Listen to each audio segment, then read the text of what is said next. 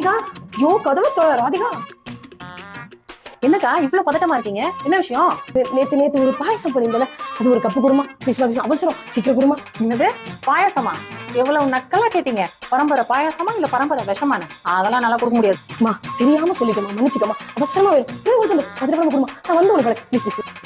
இப்பதான் உங்களுக்கு என் அருமை தெரிஞ்சிருக்கு. இங்கே இருங்க, நான் போய் எடுத்துட்டு வரேன். இவங்கெல்லாம் கொடுக்கவே கூடாது, ஆனாலும் போனா போகுதுன்னு கொடுக்குறேன். இந்தாங்க குடிங்க.